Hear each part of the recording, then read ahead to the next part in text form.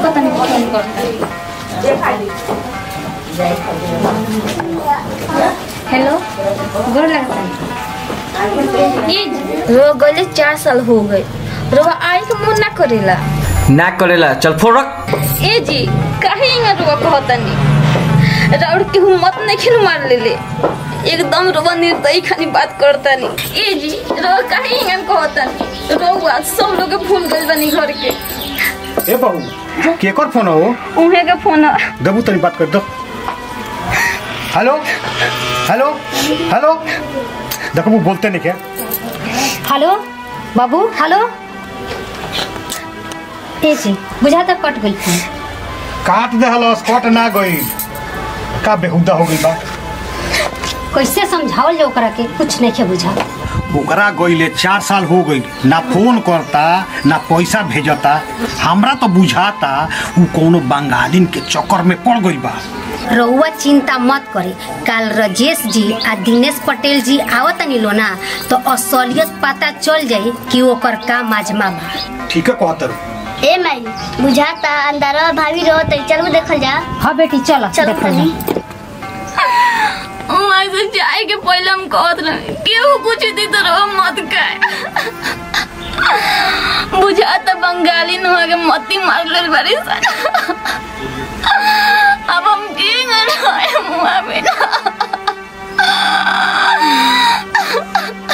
ए जी सुनी ना जो जात नहीं बंगाल कोनो कुछ दिन में तो मत खाए। अरे टेंशन काहे लेता रू? चाहे जैसे समाज मेहरारू के छोड़ के हम कोनो बंगालिन के चक्कर में थोड़ा न पड़े। और तेरा मन नहीं खे तो कहो हम ना जब छोड़ देनी। अरे ना जी रोवा जानी कोनो कुछ दिन तो मत खाए रोवा। ठीक बा तू टेंशन मत ली हो। ठीक बा बाय। बताओ चाय लिया वे कोई नो सभी लिया अंतर हो गई। रुकी आवाज दे तनी। ए मीरा हमें जल्दी आवा चाय ले आवा। आओ तनी पी चाय पी। तू पियो।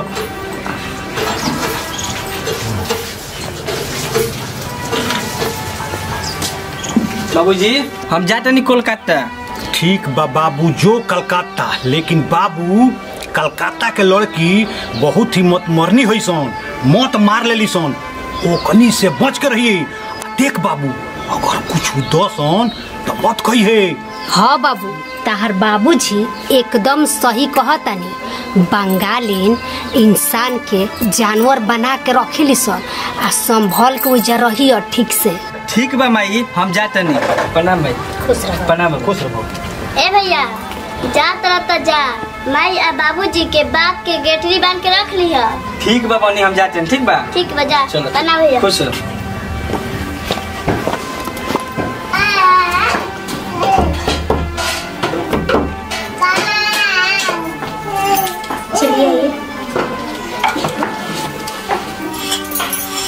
चलिए इसे पिलाकर अपना बस में कर लूंगी।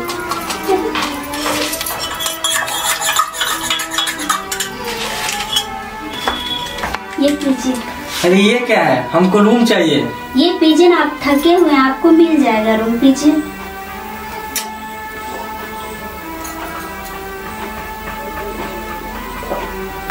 लीजिए।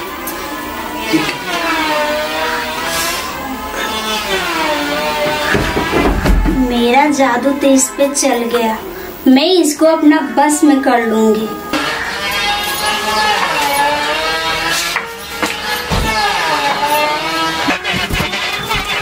मैं इसको अपने बस में करके मैं इस पे राज करूंगी। जय भद्रकाली जय भद्रकाली जय भद्रकाली।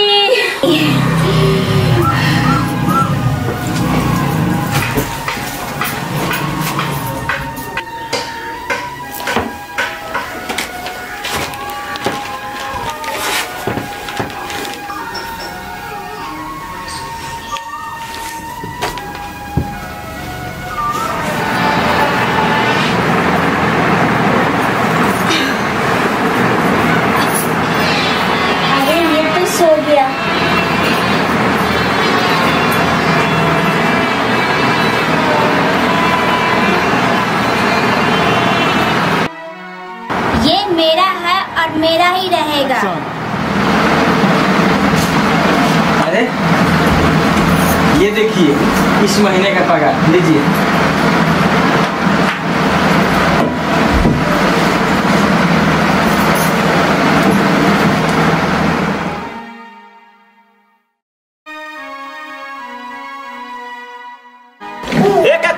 ए काकी अरे कहाँ बड़ा लो हो? काका अरे जल्दी निकलो हो काका। प्रणाम प्रणाम। अरे बैठो बैठो बैठो बैठो बाबू बैठो। हाँ बाबू बैठी लो बैठी लो बैठी लो।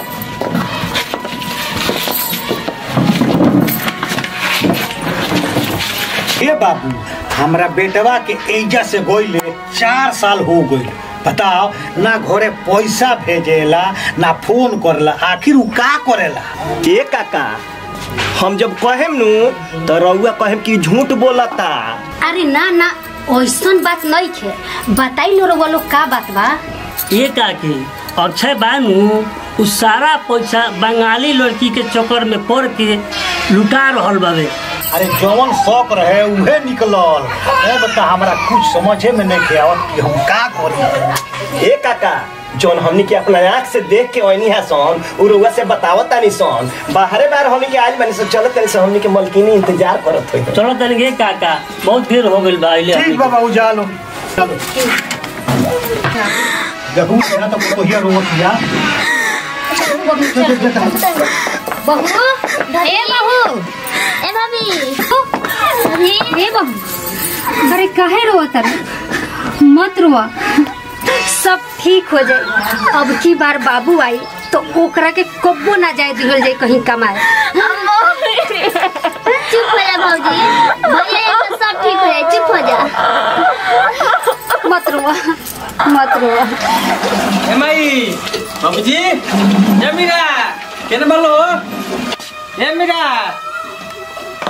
ए हट ए जी काहे इंगन बोलतन रुआ? ते हमरा नजर से दूर रहो, हम तो के देखे के नहीं जा। हट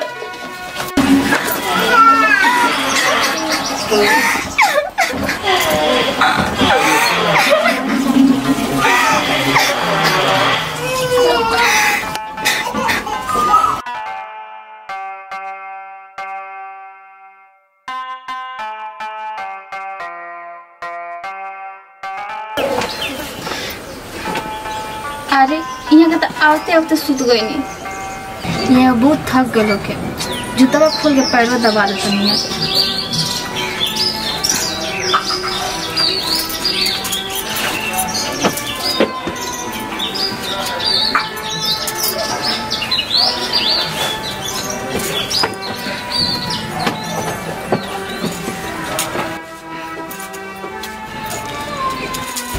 ए जी काहे पैर घिसतन दी दबा दे।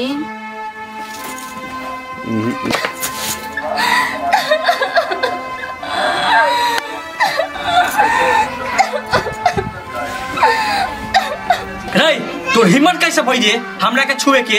आज के बाद छू दे तो काट दे में जो। बहू का हो गइल हो? बाबू आइल बा। उठाओ उठाओ बाबू रे बाबू ई काहे रोती है रे? बाबूजी एकर हिम्मत कैसे भई सामने पैर टच करे को? कि तोर औरत हिय तो तोर पैर ना छुई। औरत कैसन औरत हो? ई हमार औरत ना हिय। हटा ए जी ई तो रौरू बतिया नहीं खे सुनत, एकरा के उपरवार देखावल जरूरी बा। हाँ बात सही कहता रू। बुझाता बंगलिनिया एकरा ऊपर जादू टोना कर देले बिया। हमनी के कुछ ना कुछ करही के पड़ी। ले जा ले जा। हाँ चलो रोवा मत। चलो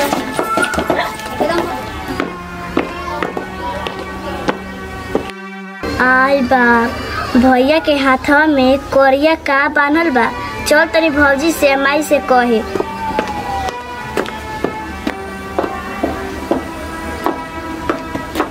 माई ए माई भाभी जल्दी है ना लो। कहाँ मीरा?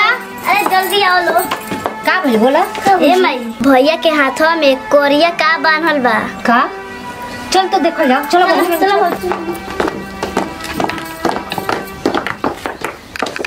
देखो। आई बाप साचो नु हो बुझाता बंगलिनिया जादू टोना क के हाथवा में बांध देले बिया। खोलो खोलो जल्दी, खोलो जल्दी, खोलो जल्दी जल्दी कर।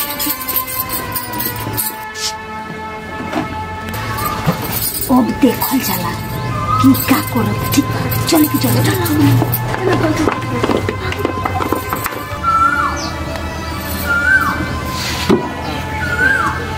अरे हम कुर्सी पर शूट करनी है। बाबूजी माई कहाँ बाबू? बाबूजी, ए माई, मीरा, ये मुस्कान, सब लोग कहाँ बा? अरे कहाँ मरू हो? का हजी? देखो ना बाबू हमके बोलावत था।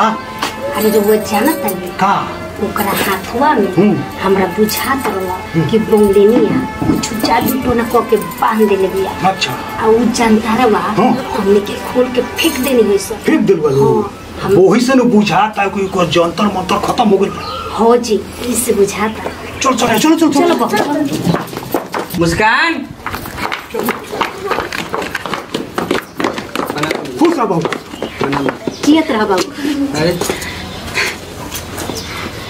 चलो चल चल चलो भोजपुरिया भाई लोग के प्रणाम। भाई देखी लो हमनी के ई वीडियो बनौले बानी सन। आ बचपन में हमनी के सुनत रहनी सन कि भाई माने लोग जात रहा बंगाल में तो वो लोग के जानवर बना के रख लियो सन। तो रउआ अगर घर से जातानी तो सोच समझ के रही, यानी कि हर जगह संभल के रही।